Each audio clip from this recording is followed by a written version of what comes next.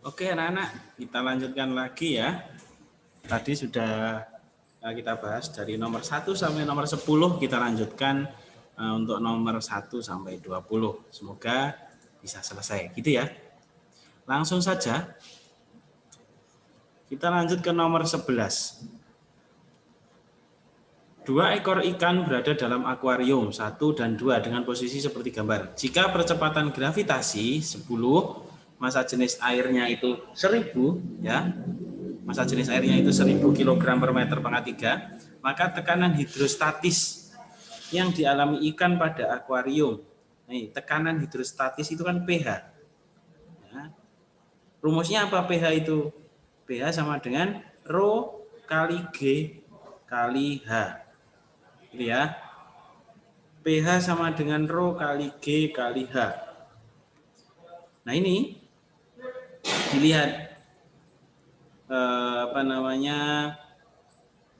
perbandingannya gitu ya. Ini kan membandingkan ini antara pH akuarium 1 sama akuarium 2. Maka kita lihat nih, di sini kita cari pH-nya. Yang di sini dulu. Rho kali G kali H.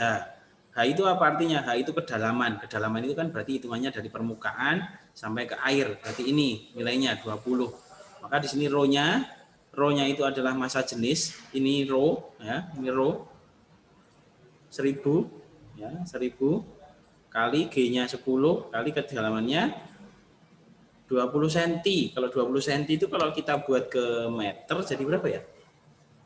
0,2 meter. Gitu ya, coret jadinya 2000. Oke, Pascal. Gitu ya, 2000 Pascal. Nah, berarti antara B sama C jawabannya. Sekarang yang kedua sama persamaan rumusnya. pH sama dengan Rho kali G kali H. Rho-nya 1000 kali G-nya 10 kali H-nya. Dilihat nih, dari sini kedalamannya. Nah, itu ya. Berarti yang diketahui ini maka dikurangkan. 45 dikurangi 15. Hasilnya berarti ini 30 ya. Oke, maka di sini 0,3 kita buat ke meter. Coret, tinggal 3 kali 1000, 3000 Pascal. Ketemu ya, 3000 Pascal. Nah ini, maka jawabannya adalah yang C. Seperti itu. Mudah bukan? Oke, bukan mudah. Oke, nomor 12. Dito, Dimas, dan Abil melakukan percobaan gelombang menggunakan selinki. Dengan selinki itu modelnya seperti gambar 1 dan 2. Dito dan Dimas merentangkan dan menggetarkan selinki, sementara Abil memotret gelombang dari atas. Pada percobaan pertama, selinki digerakkan bolak-balik 2 kali dalam 1 sekon. Nah ini nih, kalian lihat nih. Bolak-balik 2 kali itu dan dalam waktu 1 sekon dan diperoleh seperti gambar 1. Ini ya, gambar 1 itu bolak-balik 2 kali itu artinya apa? Itu adalah jumlah gelombangnya. N-nya sama dengan 2. Dalam 1 sekon. 1 sekon itu apa? T-nya, waktunya 1 sekon gitu. Oke ya. Nah, sekarang percobaan yang kedua, selinki digerakkan bolak-balik 1 kali.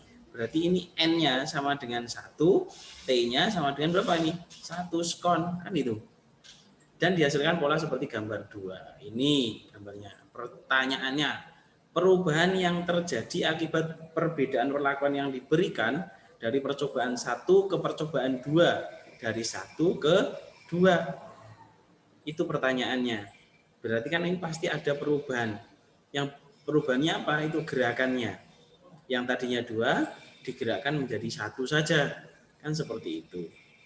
Nah, maka di sini pertanyaan pilihan jawabannya apa? Yang ditanya adalah tentang periode, frekuensi, ada lagi amplitudo, ada lagi panjang gelombang. Begitu. Nah, untuk mengetahui periode, sekarang kita cari periode dan frekuensi. Ingat, periode itu rumusnya T sama dengan T per N. Gitu. Berarti periodenya T-nya berapa ini?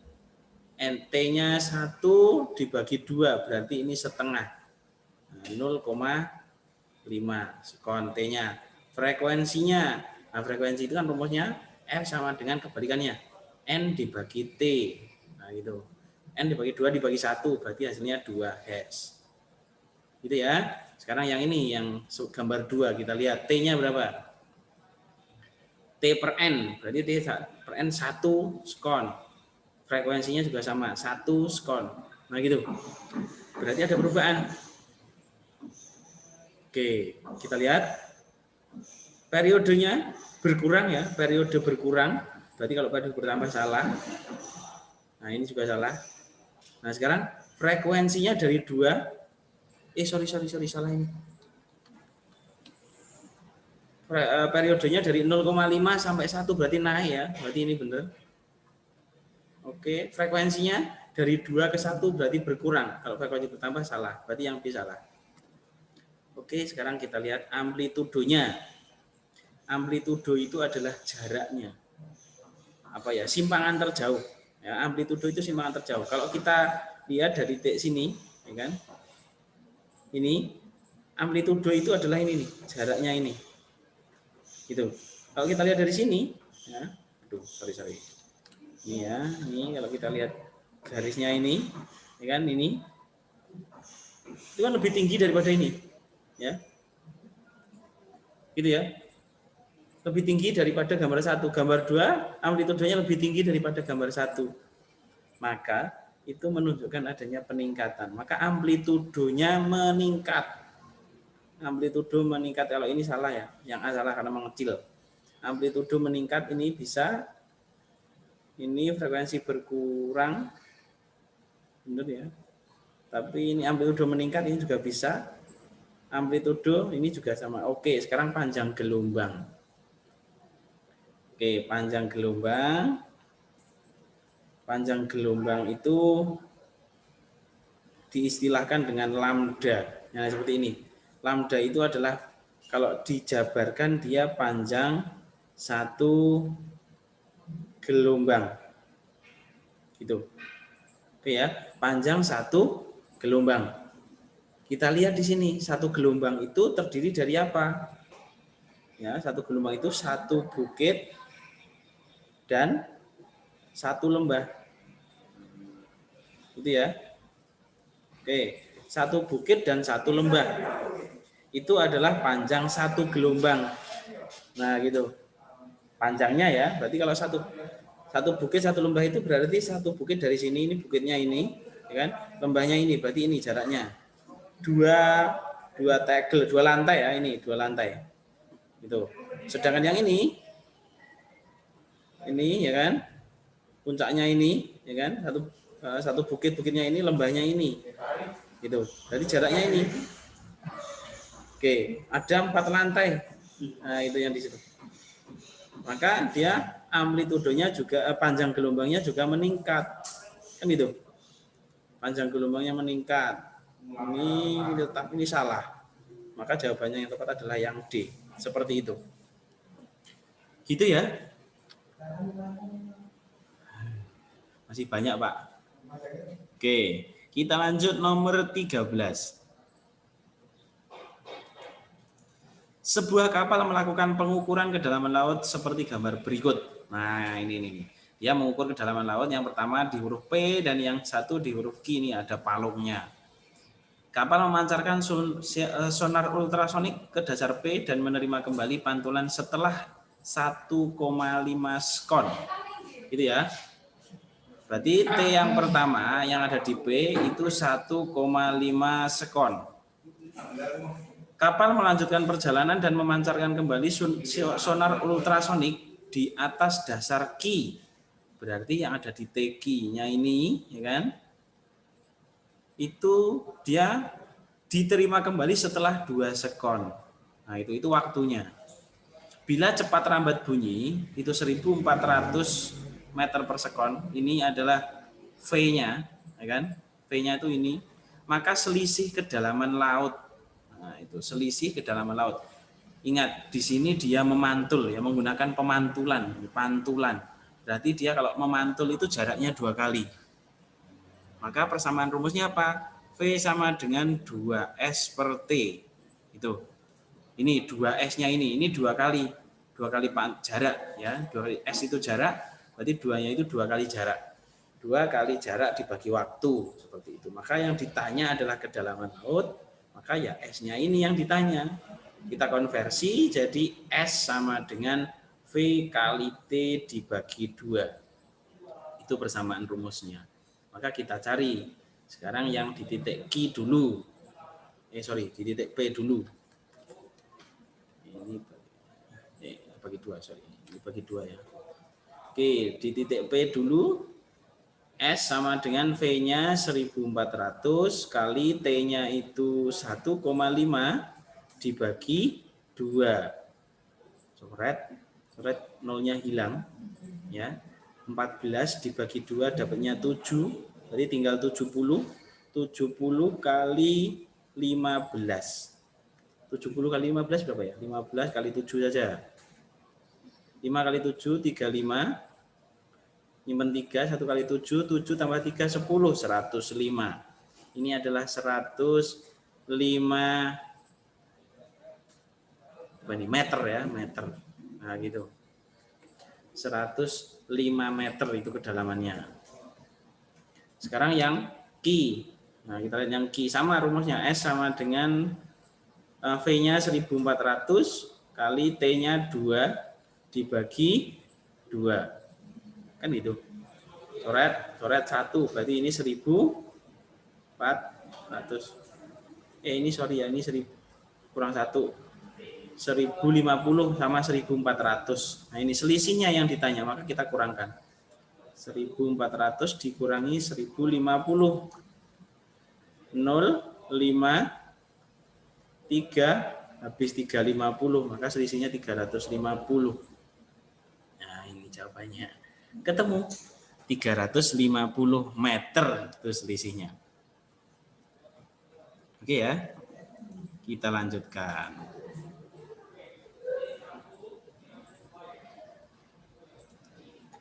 Nomor 14. Cermati bacaan berikut. Kamera. Kamera merupakan alat yang digunakan untuk menghasilkan bayangan fotografi pada film negatif untuk kamera lama atau sensor karena kamera digital.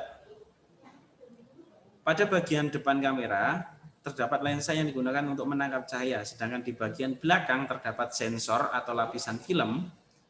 Sifat bayangan yang terbentuk pada lapisan film adalah nyata terbalik diperkecil. Ini ya, dia nyata karena dia tembus ya, sampai ke diterima di layar di belakang. Untuk memperoleh hasil pemotretan yang sempurna, fokus lensa dapat diatur dengan cara memutar pengatur fokus sehingga bayangan tertangkap jelas pada sensor.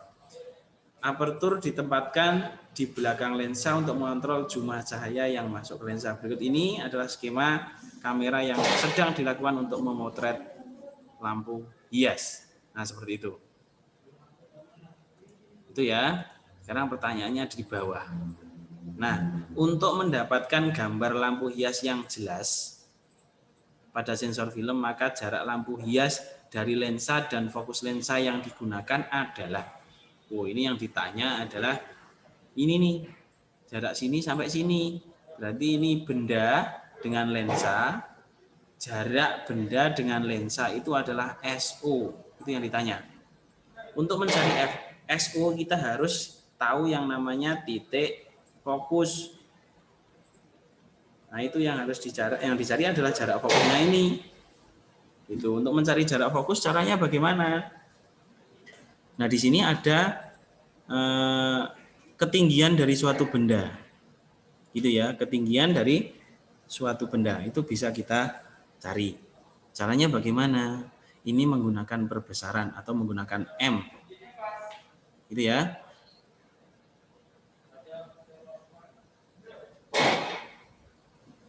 Nah, itu M itu persamaan rumusnya HI dibagi HO. HI itu apa? HI itu tinggi bayangan yang ini. HO-nya itu tinggi benda. Nah, ini HO. Maka kita lihat nih, 6 dibagi 5, 4. Nah, 6 dibagi 5, 4 itu berapa? Coba nih saya lihat. Di hitungan saya pakai kalkulator. 6 dibagi 54 biar cepat saja. Dia 0,1 gitu ya. Ini hasilnya 0,1. Itu 0,1 cm per 0,1 itu berarti perbesarannya dia sedikit. Dia diperkecil gitu. Gitu ya. Maka 0,1 ini nanti digunakan untuk mengetahui jarak bendanya dengan persamaan rumus ini. M sama dengan SI per SO sama. M-nya itu 0,1 kali sama dengan SI-nya. SI-nya itu yang jarak bayangan, ini bayangannya ini ya. Bayangannya ini dengan lensa.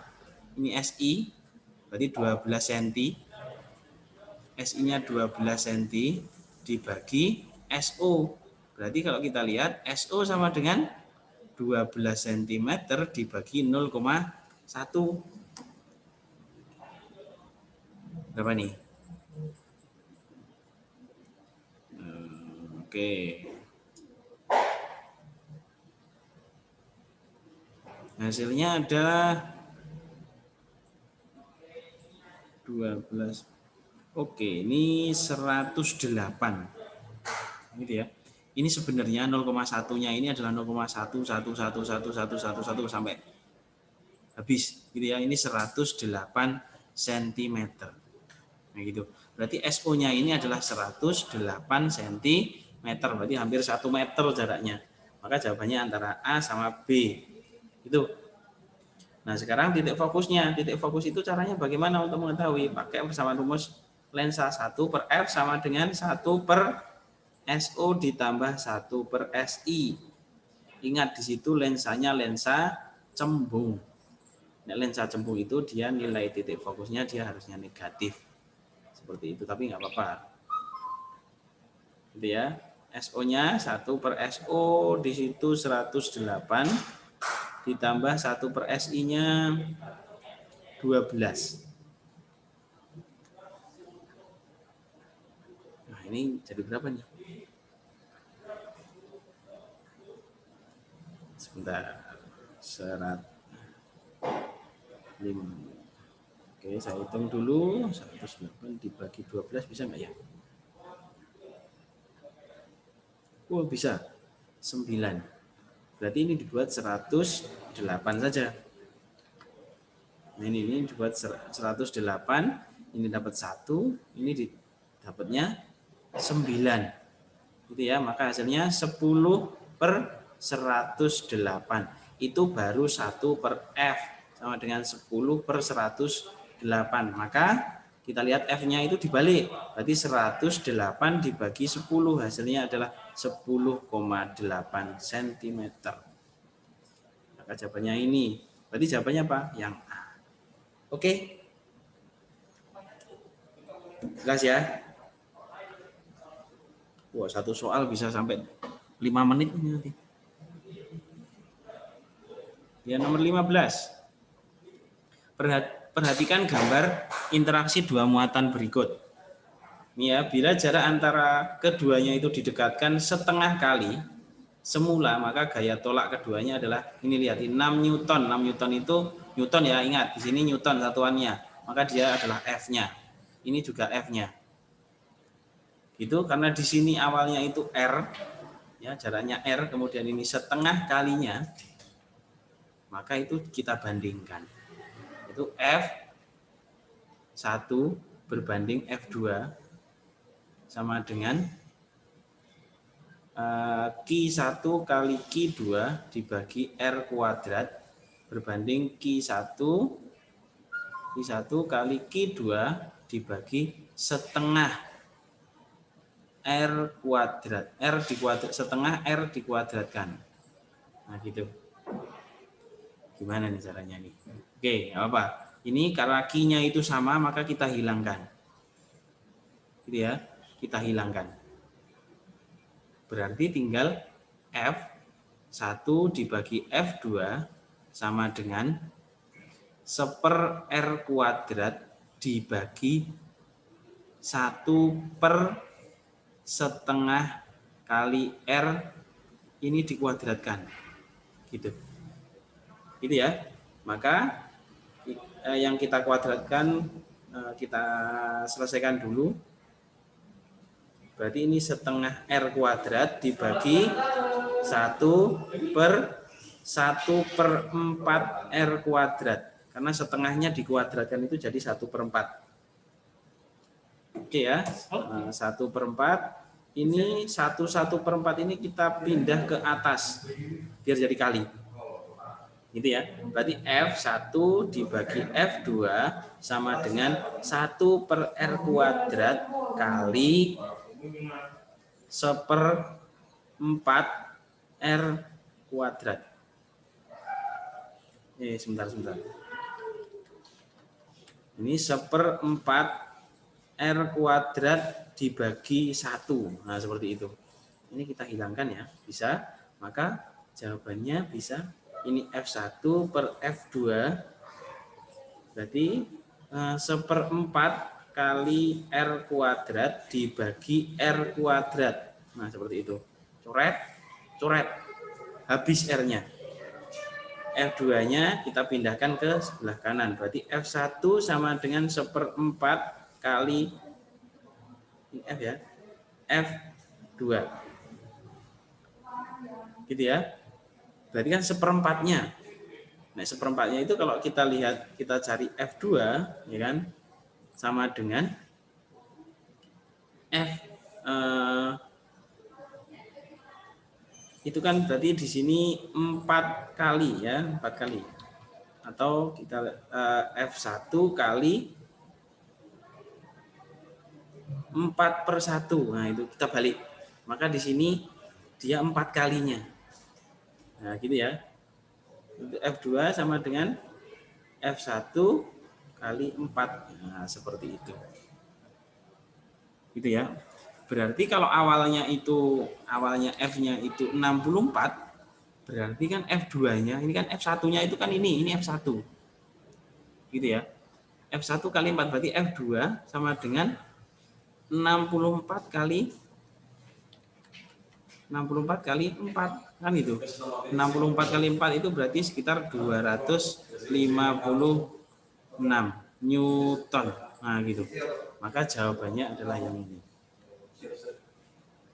Yang D.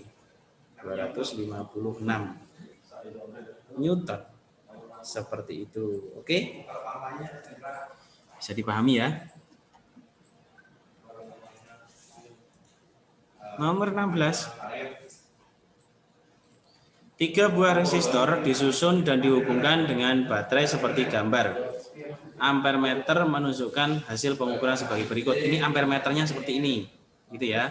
Di sini menunjukkan angka 80 sama 40. Ini boleh pakai atas atau bawah. Caranya bagaimana untuk mengetahui? Itu dicari I-nya, kita baca dulu.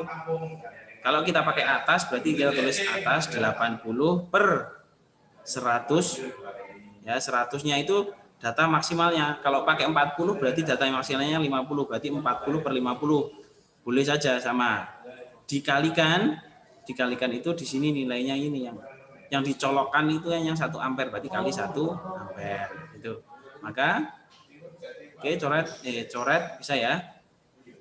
8 dibagi 10 itu berarti 0,8 ampere gitu. Itu ya. Oke, sekarang pertanyaannya, tegangan baterai yang digunakan rangkaian tersebut adalah, ini yang ditanya adalah V-nya. V-nya itu berapa? Itu intinya. Padahal V itu rumusnya I kali R. Nah, gitu. I-nya sudah ada. 0,8 kali R-nya. R-nya itu kita lihat di sini karena ini paralel, kita cari dulu paralelnya.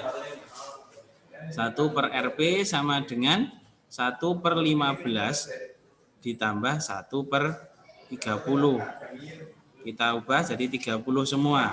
Berarti ini 2 ditambah 1. Gitu ya, berarti ini 3 dibagi 30. Maka Rp-nya berapa? Dibalik, 30 dibagi 3, hasilnya 10 ohm. Nah, gitu.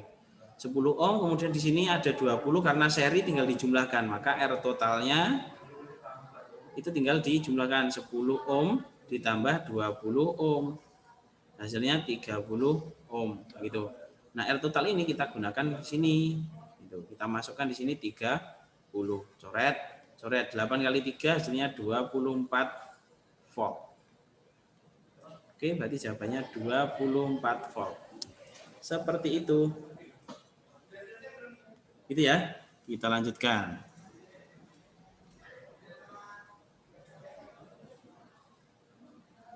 Oke, wah ini bacaannya panjang banget ini. Perkembangan teknologi mendorong manusia bergerak dalam industri kreatif. Salah satu produk kreatifnya adalah bunga hias. Seperti ini. Nanti silahkan kalian baca ya. Di sini ada magnet, yang bagian sini, kemudian ada panel surya, itu digunakan untuk membentuk, mengubah listrik ya. Itu panel suryanya itu digunakan untuk mengubah energi cahaya menjadi energi listrik, sehingga kumparannya ini dia teraliri arus listrik sehingga terbentuk magnet. Nah, ini akan membentuk magnet ini. Gitu. Ini juga magnet, sama. Nah, gitu. Asumsinya di sini biar bergerak itu bagaimana kan gitu. Biar bergerak itu harus terjadi tolak menolak kan itu. Harus terjadi tolak menolak. Berarti antara P dengan X itu harus sama kutubnya. Nah, sekarang kita lihat nih di sini. Nah, tabelnya seperti ini ya. Ini. Kemudian kita lihat kalau di sini dia mau membentuk, ya kan? Misalnya kita lihat nih di sini X-nya positif, X-nya berarti ini positif, ini negatif. Berarti kalau X-nya di sini positif, maka alirannya ke arah bawah. Maka kalau ke bawah di sini utara, ini selatan kan itu. Berarti biar tolak menolak, berarti yang P harus selatan. Gitu ya. X positif, ini berarti nomor 2. Gitu ya. Jelas ya, nomor 2. Sekarang kita lihat lagi, misalnya kita balik, yang positif yang ini, ya, kita balik. Berarti arusnya itu ke atas. Ya, berarti yang utara di sini, P-nya juga harus utara, kan itu. Berarti yang X negatif, nah ini yang 4, maka jawabannya 2 dan 4. Oke, seperti itu. Gitu ya, kita lanjutkan. Nomor 18. Perhatikan beberapa komponen lingkungan sawah berikut. Komponen biotik yang berpotensi merugikan petani dan meningkatkan hasil panen. Yang merugikan petani. Yang pertama, biotik ya, belalang. Yang sawah, tikus. Lagi kira-kira. Ada nggak? 2, 4, 6, 2, 4, 6 sama 7 alang-alang. Oke, gini ya, biotik. Berarti D jawabannya. Gitu ya. Nomor 19. Halaman rumah Pak Rudi, Pak Budi dikelilingi tanaman pagar teh-tehan. Nah, ini nih. Pada suatu ketika Pak Budi menemukan tumbuhan lain berwarna kuning, tidak mengandung klorofil. Begitu seterusnya, jika tumbuhan yang melihat tersebut dibiarkan pada tanaman pagar, maka yang terjadi adalah, ingat, di sini ada tumbuhan berwarna kuning, gitu ya. Dia tidak berklorofil, ya, tidak berklorofil itu artinya apa? Itu adalah dia sebagai parasit, karena dia tumbuhan itu harusnya dia berwarna hijau, bisa membuat makanan sendiri. Kalau tidak punya klorofil, dia tidak punya atau tidak dapat membuat makanan sendiri, sehingga dia meminta-minta gitu. Maka dia disebut dengan parasit. Maka pernyataan yang benar adalah jika dibiarkan tanaman pagar terhambat pertumbuhannya karena tumbuhan kuning tersebut bersifat merugikan. Nah, ini bisa jadi benar. Tanaman pagar tumbuh lebih baik karena tumbuhan berwarna kuning tersebut tidak, ini salah. Pasti merugikan karena dia bersifat parasit. Tumbuhan kuning tersebut tumbuh subur bersama tanaman pagar karena keduanya saling mengganggu. Salah. Kedua tanaman sama baiknya karena keduanya salah juga. Maka jawabannya adalah yang tepat adalah yang A. Seperti itu. Karena apa? Ini adalah tali putri.